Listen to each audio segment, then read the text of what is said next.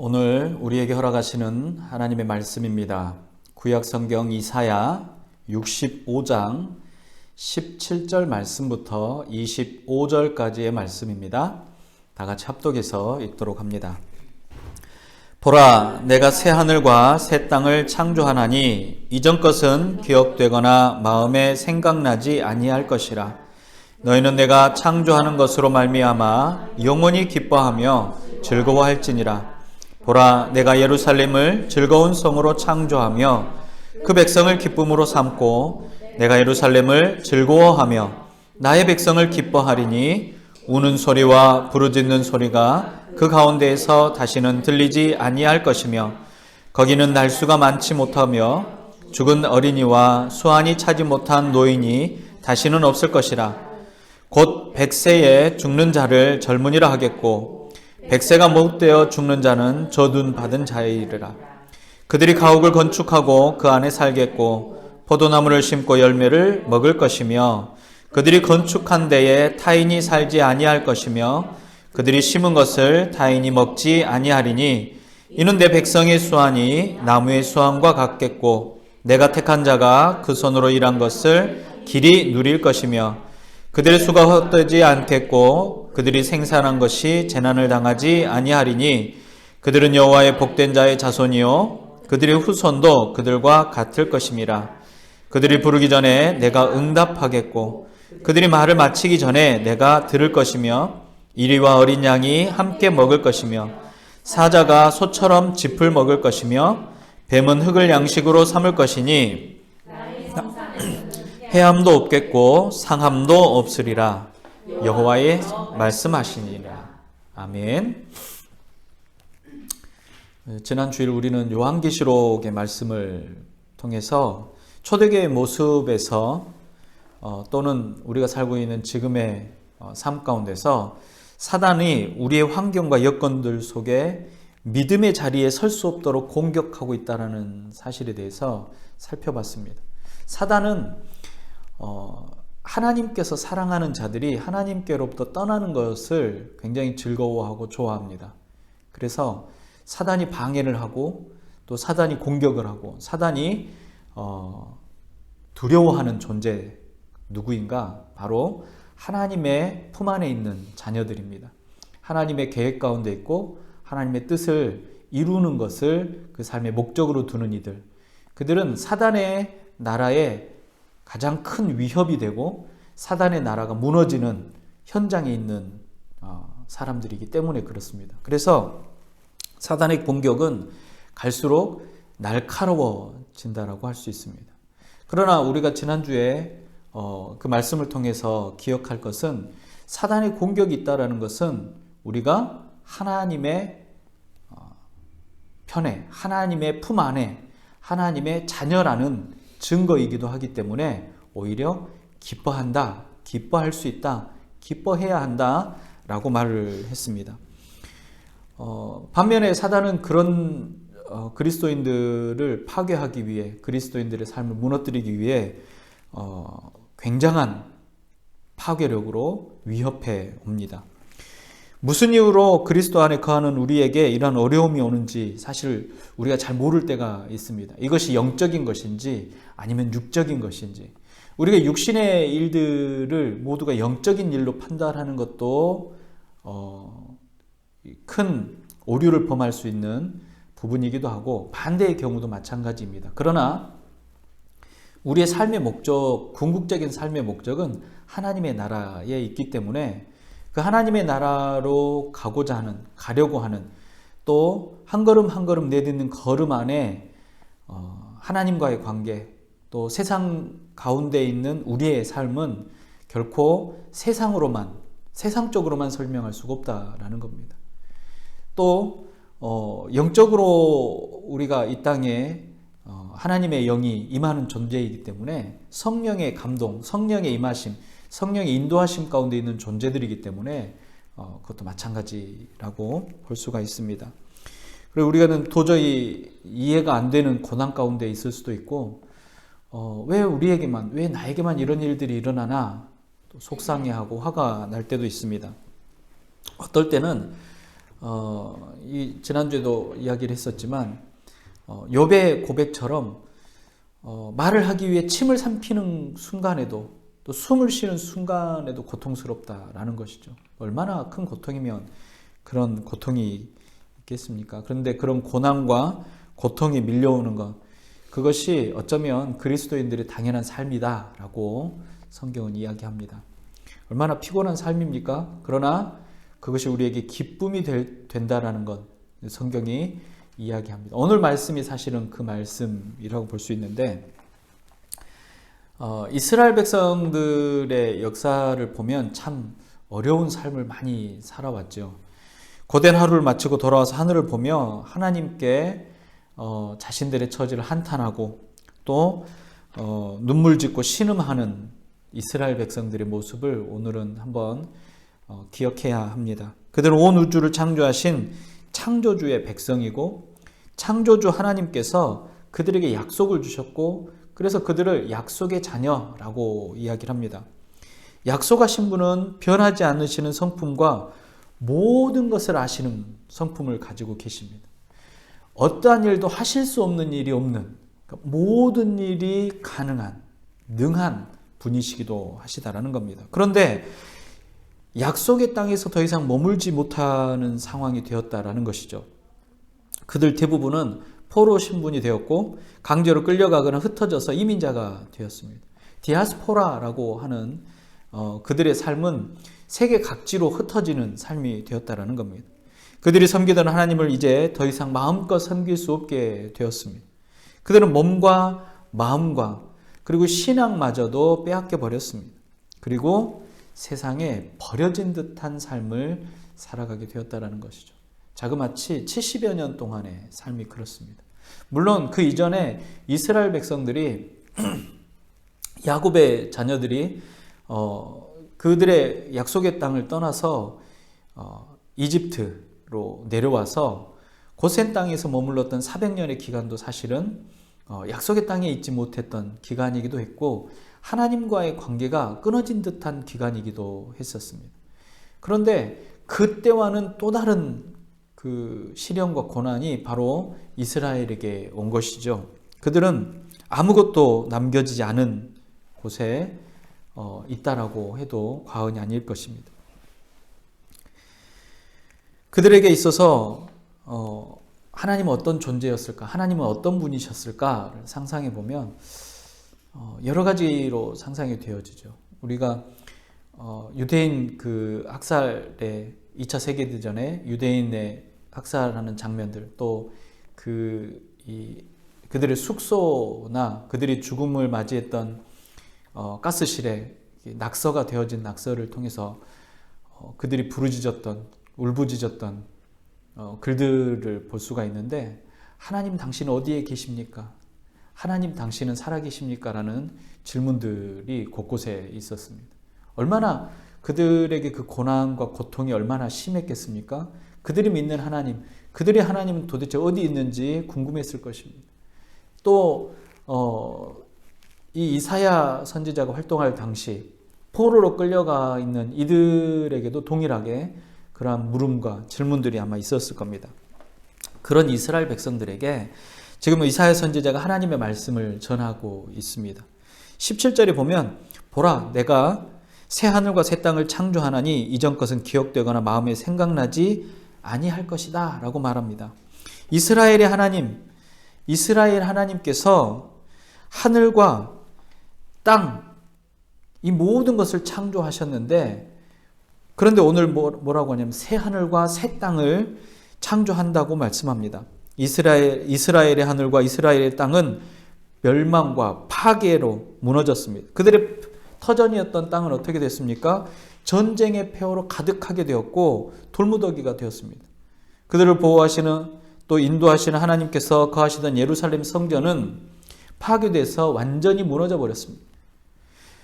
황량한 고향을 바라보는 사람들의 마음은 정말로 무너질 수밖에 없었을 겁니다. 그러나 그 고향마저도 쳐다볼 수 없는 사람들, 이미 포로로 끌려와서 수백 킬로를 끌려와 있는 사람들의 마음은 더할 것입니다. 그들에게 이사야 선지자는 새 하늘과 새 땅을 창조하실 것이라고 말합니다. 새 하늘과 새 땅이라는 말은 뭐냐면 이전에 없었던 것을 말합니다. 이전에 가치, 이전에 그 어떤 기준과는 다른, 이전에 세상 사람들이 알고 있었던 그런 세상이 아니라 완전히 새로운 세상, 완전히 새로운 하늘과 완전히 새로운 땅을 창조하시겠다라는 겁니다. 그것은 우리가 한 번도 본 적이 없고 알 수도 없는, 알지도 못했던 세계에 대한 이야기입니다. 우리가 현재 눈으로 보고 느끼는 세계는 어떠냐? 이스라엘 백성들이 지금 현재 보고 느끼는 것은 어떤 세계입니까? 바벨론 세계입니다. 메소포타미아 문명의 아주 찬란한 문화를 쳐다보고 있겠죠. 물론 그들에게 있어서 새하늘과 새 땅은 어떤 의미냐? 이스라엘 땅에서 보던 새하늘과 그 하늘과 땅이 아니라 이제 바벨론에서 보던 하늘과 땅이었다라는 겁니다. 그들이 목격했던 놀라운 문화, 바벨론의 문화는 한 번도 경험해 보지 못했던 문화입니다. 황량했던 자신들의 이 고향과는 다른 정말로 아름다운 곳이었고 찬란한 문명이 있었던 곳이었죠. 그러니까 그들에게 있어서 바벨론은 정말 대단한 나라였을 겁니다. 그런데 오늘 이사야는 그들이 목격했던 이스라엘 땅도 아니고 그들이 목격했던 바벨론의 땅도 아니고 그들이 목격했던 그 어떤 세상의 하늘과 땅이 아니라 전혀 새로운 하늘과 땅을 말씀하고 있다라는 겁니다. 창조주 하나님께서 새 하늘과 새 땅을 주시겠다라고 합니다. 창조주 하나님이라는 것, 여호와 하나님이시라는 것, 그 단어에는 모든 만물을 만드신 분이시다라는 의미가 담겨져 있죠. 이 세상을 만드신 분이라는 겁니다. 그리고 이 세상의 모든 일에 관여하신 분이라는 것이죠. 이 세상의 모든 일에 창조자이시고 관여자이신 하나님께서 이제 새로운 하늘과 새로운 땅을 만드시겠다라는 겁니다. 그것이 어떻게 가능하냐? 이 땅을 만드신 분이시기 때문에 가능하다는 겁니다. 이 모든 세계를 창조하신 분이시기 때문에 가능하다는 거죠. 지금껏 신음하고 원망의 탄원을 드리던 바로 그분, 그 탄원의 대상이 됐던 그분이 창조주 하나님이시라는 겁니다. 지금 어디 계십니까? 라고 찾았던 바로 그분이죠. 나를 아시고 내 모든 상황과 환경을 모두 아신다라고 하셨던 바로 그분이라는 것이죠. 창세 전부터 나를 창조하시려 나의 창조자이신 바로 그분이시라는 겁니다. 그분의 존재가 정말로 실존하는지 그것이 의문이었던 이스라엘 백성들에게 내가 실존하는 존재이고 내가 창조자이다 라고 말씀하시고 온 우주의 창조를 책임지시고 역사하시는 분이라고 말씀하고 계시는 겁니다. 그런 창조주 하나님께서 새하늘과 새 땅을 창조하시고 그 새 예루살렘을 창조하실 것이라고 말씀하시는데 그곳은 어떤 곳이라고 표현하냐면 기쁨과 즐거움이 영원토록 가득한 곳이라고 말씀합니다. 예루살렘 성을 기쁨의 성으로 삼고 그 백성을 기쁨으로 삼으시겠다고 말씀하십니다. 무너진 폐허, 버려진 폐허가 또 돌 위에 돌이 하나도 남지 않도록 무너졌던 성전이 다시금 예전의 모습이 기억되지 않도록 처음에 만들어졌고 또 무너졌던 모습조차 생각나지 않도록 하나님께서 새롭게 창조하실 것이라고 말씀한다는 겁니다. 전혀 새로운 것으로 창조하시겠다라고 말씀합니다. 예루살렘을 창조하시고 예비하신 분, 그분이 하나님이시지 않습니까? 그 예루살렘 성이 있던 곳이 어떤 곳입니까? 아브라함이 하나님께 제사를 지냈던 바로 그곳입니다. 이삭을 데려와서 그곳에서 하나님의 약속을 받았던 장소가 바로 그곳입니다. 언약궤가 머물렀던 타작 마당이 있던 곳, 솔로몬의 성전이 세워졌던 곳이 그곳입니다. 이스라엘 백성들이 가나안 땅에 와서 하나님 정말 살아계심을 선포하고 그 위에 제사를 드렸던 곳, 바로 그곳이 예루살렘 성전이 있던 곳 아닙니까? 그곳을 예비하셨다라는 겁니다. 우리가 예루살렘 성전은 솔로몬 때 지어진 성전이 그곳에 있었다 이렇게만 생각하지만 그 이전에 이스라엘 백성들을 가나안으로 이주시키는 과정 안에 이미 예비되고 준비되어진 장소라는 겁니다. 그곳은 언약의 땅, 약속의 땅이었다라는 것이죠. 그 땅의 주인이 누굽니까? 바로 하나님이시라는 겁니다. 모든 창조, 피조물의 주인이신 하나님이 그 약속의 땅의 주인도 되신다라는 겁니다. 그것은 당연한 일입니다. 더 이상 그 어떤 설명이 필요 없을 정도로 당연한 이야기가 되겠죠. 그곳에 하나님께서 새로운 하늘, 새로운 땅, 새로운 예루살렘을 창조하시겠다라고 말씀하십니다. 더 이상 울음소리와 탄식이 없는 곳, 더 이상 폐허가 또 무너지고 황폐한 곳이 아니라 기쁘고 즐거운 곳으로 만들겠다라는 겁니다. 그곳에는 생을 다하지 못하고 죽는 사람이 없다라고 말합니다. 그러니까 중간에 고통스럽게 죽는 이가 없다라는 것이죠. 질병 가운데 혹은 전쟁으로 또는 불의의 사고로 죽는 사람이 없는 곳이라는 것입니다. 모든 생명을 창조하신 분이 누굽니까? 하나님이십니다. 하나님이시기에 가능한 약속이라는 겁니다. 사람은 약속을 하지만 그 약속이 온전히 지켜질 수가 없습니다. 왜냐하면 사람은 완전하지 않기 때문에 그렇습니다. 그러나 하나님께서는 완전한 약속을 우리에게 주시는 분이십니다. 아브라함과 하나님께서 언약을 맺으실 때 하나님께서 동물을 이렇게 두 개로 나누시고 그 가운데 지나가는 장면이 나옵니다.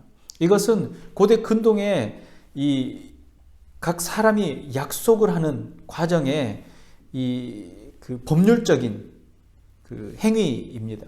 그러니까 그 동물이 두 개로 나누어진 것처럼 그 약속을 어긴 사람은 두 조각이 될 것이다.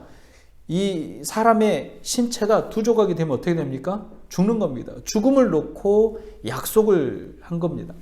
그런데 그 장면에서 정말 신기한 건 아브라함은 그 사이로 지나가지 않고 하나님만이 그 사이로 지나갑니다.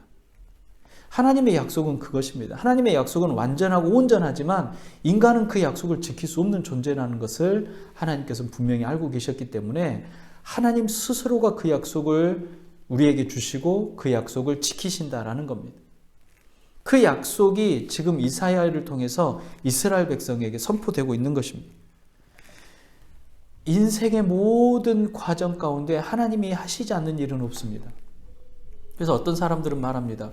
이 고통도 하나님이 주시는 겁니까? 이 아픔도 하나님이 주시는 겁니까? 이 답답한 상황도 하나님이 주시는 겁니까? 왜 하나님 나에게 이런 걸 주시는 겁니까? 라고 말합니다. 그러나 그 모든 인생들의 생사 여부, 그 삶의 주인은 하나님이십니다. 변할 수 없는 사실이라는 겁니다. 물론 하나님께서 우리에게 자유로운 의지를 주시고 하나님을 찬양하고 경배하는 존재로 이 땅에 두셨습니다. 그리고 그 경배와 찬양을 기뻐하시고 즐거워하십니다. 우리 인생의 목적이 바로 그겁니다. 우리 인생은 하나님을 영원토록 즐거워하는 것, 하나님을 기뻐하는 존재라는 것이죠. 그래서 우리의 삶이 그러한 삶이 되어지도록 하나님께서는 우리로 하여금 말씀 안에 거하도록 하시는 겁니다. 그래서 그 말씀을 통해서 우리가 어떻게 살아가야 될지, 어떤 삶을 살아야 될지를 고민하죠. 우리의 삶 가운데 어려움이 왔을 때 어떻게 살아야 하는지, 우리의 삶 가운데 기쁜 일이 있을 때 우리가 어떻게 기뻐하고 즐거워할지에 대한 하나님의 말씀이 우리 앞에 있지 않습니까? 그 말씀대로 우리가 살아가는 것, 그것을 하나님 기뻐하시는 것이죠. 그런데 그렇다고 할지라도 우리는 고통이 오거나 슬픈 일이 오거나 괴로운 일이 오면 무너져 내립니다. 완전한 존재가 아니기 때문에 그렇습니다. 한계가 있기 때문에 그렇습니다. 인간을 규명할 수 있는 가장 중요한 기준이 바로 그겁니다. 우리는 한계가 있습니다. 유한하기 때문에, 또 우리가 가지고 있는 것들이 조건적으로 초월할 수 없기 때문에 그렇습니다. 우리는 가장 크게 시간의 한계를 가지고 있고 공간의 한계를 가지고 있습니다. 시간과 공간의 한계를 가지고 있는 사람들은 그 시간과 공간의 한계 안에서만 삶을 살아갈 수 있습니다. 또 우리의 육체의 생명의 한계도 마찬가지입니다. 생물학적인 한계도 가지고 있습니다. 그 한계를 초월할 수 없습니다. 일정의 도움을 얻고 그 일정의 그 수준의 의료적인 치료를 통해서 연장의 기술들은 가지고 있습니다. 그러나 그것을 초월할 수 있는 능력은 우리에게 없습니다. 초월할 수 있는 능력을 가신 하나님께 그 은혜를 구할 뿐이죠. 그래서 어떨 때는 답답하게 생각하고 어떨 때는 그것들이 너무 힘겨운 것으로 또 믿음을 잃어버리게 하는 것으로 받아들일 수 있습니다. 그래서 우리는 축복을 누리지 못한다라고 생각하는 경우도 있죠. 그러나 그 모든 일들이 하나님 안에 이루어졌다라면 그것이 축복이라고 성경은 끊임없이 이야기를 합니다. 전쟁을 경험했던 세대, 그런 세대들은 참 오늘의 말씀이 굉장히 와 닿을 거라고 생각이 되어집니다. 우리가 자신의 집을 건축하고 그 집에 머무르는 것, 그것은 세계의 많은 사람들이 가지고 있는 기본적인 욕구 중에 하나입니다. 안전한 삶을 살아가는 것이죠. 평안한 삶을 살아가기 위한 조건입니다. 자신이 수고하고 수고로움으로 심어놓은 나무에서 열매를 취하는 것, 그것은 모든 사람들이 바라는 일들이죠. 지금껏 인생의 괴로움과 수고로움을 다 했지만 그들의 수고가 다른 이들의 것이 되어진다? 이것만큼 힘겨운 일이 있겠습니까? 내가 애써 집을 지어서 내가 나의 가족과 나의 삶을 그곳에 둘 것이라고 했는데 그것을 빼앗겨서 다른 사람이 그곳에서 내가 누려야 할 것을 누리고 산다라고 하면 그 집을 지은 사람은 얼마나 힘겹고 고통스럽겠습니까? 그들이 생산하는 농작물도 마찬가지일 겁니다.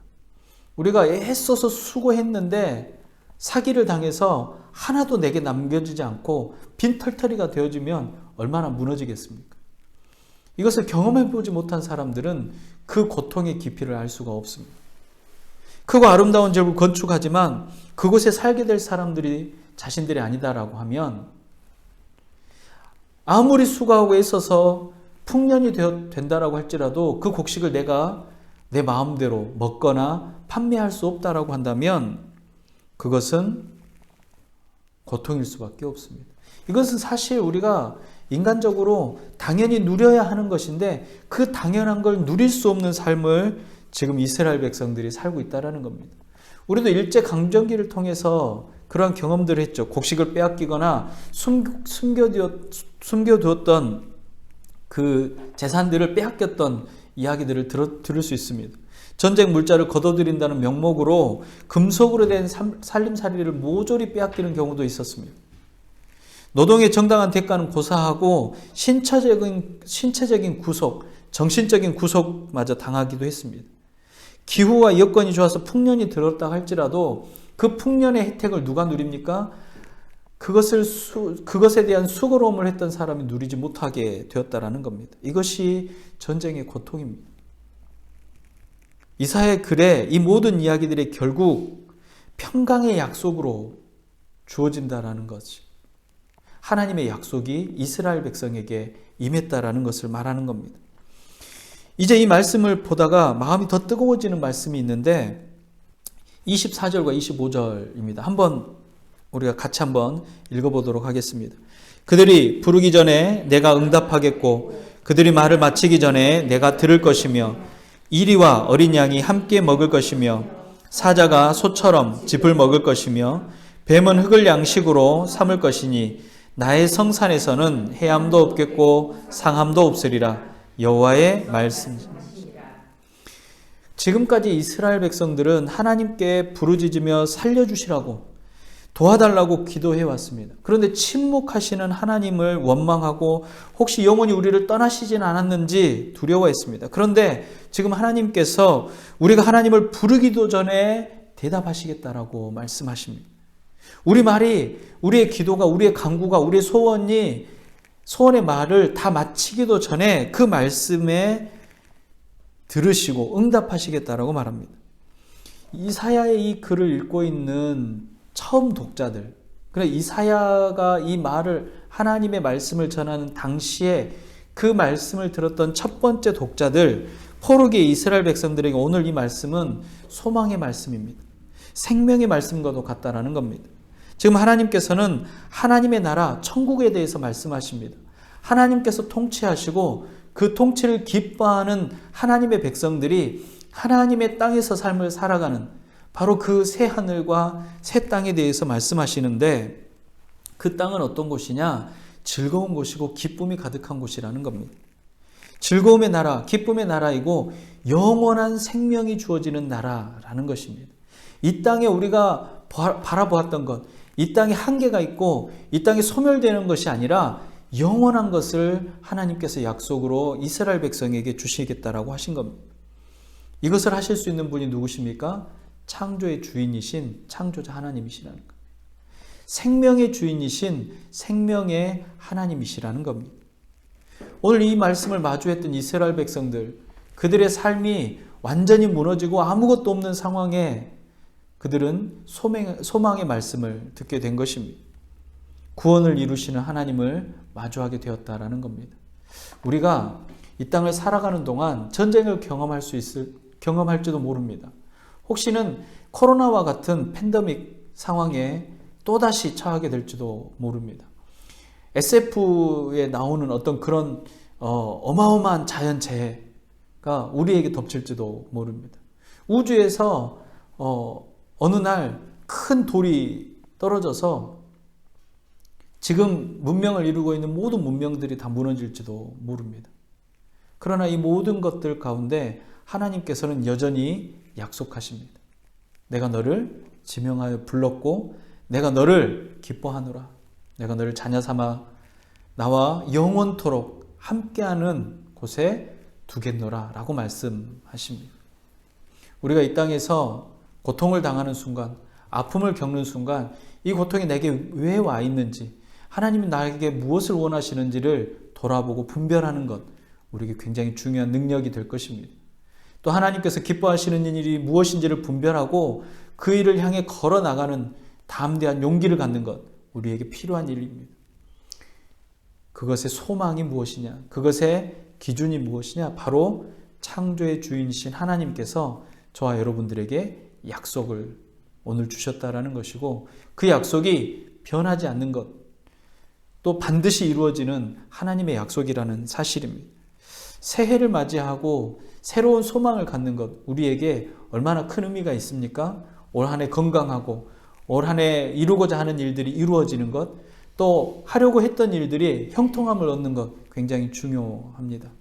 그런데 우리가 하려고 하는 일, 또 이루려고 하는 일, 행하는 일들 가운데 만약에 하나님이 계시지 않는다면, 하나님의 뜻이 없다면, 하나님의 계획하심이 없다면 그것은 정말로 풍요로움, 크고 놀라운 이 성공이라고 세상은 말할 수 있을지 모르지만 하나님이 없는 그곳에는 성공이라고 말할 수 없습니다. 왜냐하면 우리는 하나님의 자녀, 하나님께 속한 자들이기 때문에 그렇습니다. 그래서 우리의 기준은 하나님께 있는 것입니다. 올 한 해 하나님께서 기준이 되시고 하나님의 능력이 여러분들의 삶 가운데 드러나며 하나님께서 기뻐하시는 일들 가운데 여러분들의 삶이 있으시기를 주님의 이름으로 축복합니다. 기도하겠습니다. 생명의 말씀이 여기에 있습니다. 약속의 말씀이 여기에 있습니다.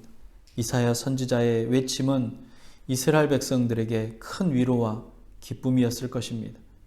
폐허를 뒤로하고 포로의 생활, 끌려와 종의 신분으로 정말로 짐승과 같은 삶을 살아가고 있던 이스라엘 백성들을 다시금 그들 안에 하나님의 능력이 무엇인지, 하나님의 실존하심을 경험할 수 있도록 약속을 주시고 그 약속을 이루시는 그 능력을 봅니다. 아버지 하나님, 우리의 삶 가운데도 하나님 약속하여 주시옵시고 우리의 삶 가운데도 하나님 주인 되어 주셔서 그 모든 삶에 일어나는 일들 가운데 하나님만 기뻐하며 나아갈 수 있도록 허락하여 주시옵소서.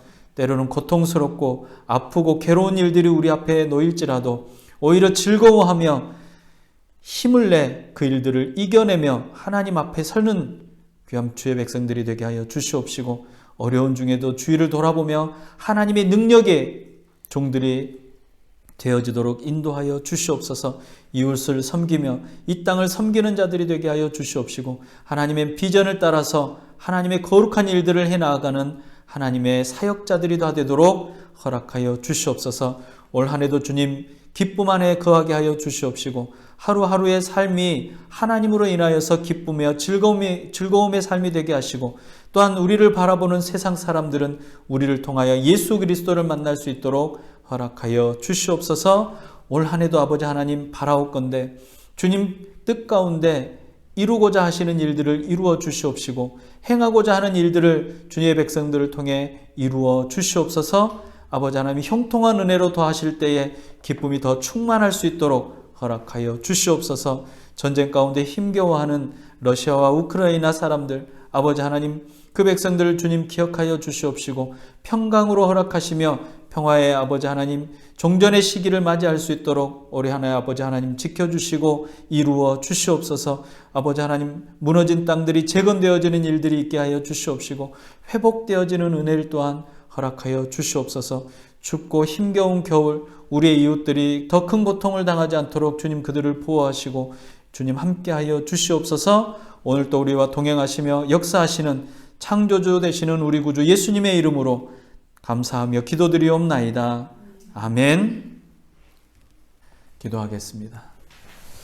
지금은 우리를 구원하신 예수 그리스도의 은혜와 하나님 아버지의 무한하신 사랑하심과 성령님의 감화, 감동, 위로, 교통 충만케 하시는 은혜가 창조주의 하나님, 섭리하시는 하나님을 믿어 의심치 않고 삶 가운데 하나님의 뜻을 쫓아 거룩한 삶을 살아가기로 다짐하며 맹세하는 주의 모든 백성들의 머리 위에와 각 가정과 지역과 교회 위에 특별히 사랑하는 우리들의 이웃들의 머리 위에 이제로부터 영원토록 함께 있을지어다. 아멘.